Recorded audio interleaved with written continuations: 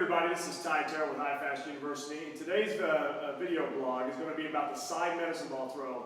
This is one of my favorite exercises, and for a number of reasons, but mainly for the number of things that you can use this exercise to train.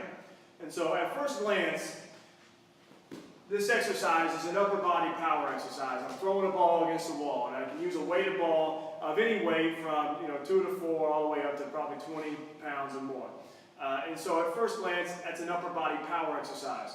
But if you take a look about how you're actually initiating the med ball throw or the med ball push, it's very much a lower body driven exercise. So if I'm in an athletic stance here, this back leg is my drive leg, and I'm transferring force from here up through my trunk into my arms out into the ball. So this is actually a side medicine ball throw I would designate as a lower body exercise because you are initiating the drive with force production from the lower body, from that back leg.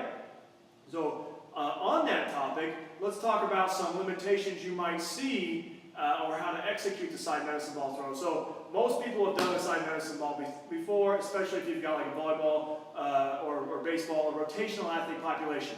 And so a couple things I look for are, is the med ball coming out at chest height? So you want to see this nice line, kind of shoulder, chest, straight line here. If you're here or up, you're probably doing something wrong somewhere. So if I'm up, I'm probably overextending my back. If I'm down, I'm probably coming over the top and side bending versus rotating through. And so the low or the high are clear indications that something is probably not right with the execution of the side medicine ball throw. Because the execution should have sagittal plane control, so I'm not here, with transverse plane movement or transfer, so you're rotating through. Okay? It also has frontal plane action at this back leg. My back leg is driving me towards the wall or whatever direction I want to throw the ball. So I need to be able to fully load and unload or abduct that back leg.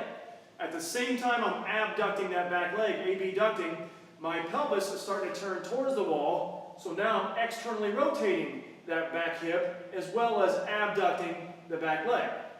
So I'm going to do a rep here. So you're going to see me abduct, ER, externally rotate, and rotate through my trunk. And what you should see there is the ball come out at chest height and maybe hit the wall about chest height depending on how far away you are. So if I'm a baseball pitcher and I need to work on driving off of the mound, a great place to train driving off the mound, that frontal plane action.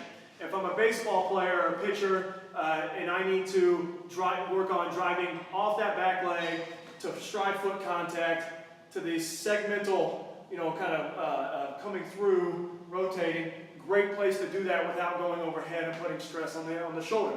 If I'm a sprinter or an athlete, a multi-directional athlete, and I need to work on coming out of a cut, great place to learn how to come out of a cut. You see I'm in a sprinter position, which is exactly how I should finish my med ball throw.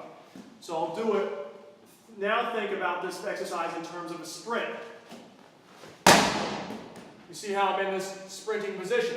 So you can work on coming out of a cut through this side med ball throw. If you want to work on both, I can take a step back into it, boom, and now I've incorporated deceleration with re-acceleration and working on that pattern right there. So there are, in my mind, I could probably talk about 10 more different ways that exercise can help your training, but that's a little bit breaking it down on the execution of it, what's happening, why it's important, and where you can use it. The side medicine ball throw, one of my favorites. This is Ty Terrell. We'll see you guys tomorrow.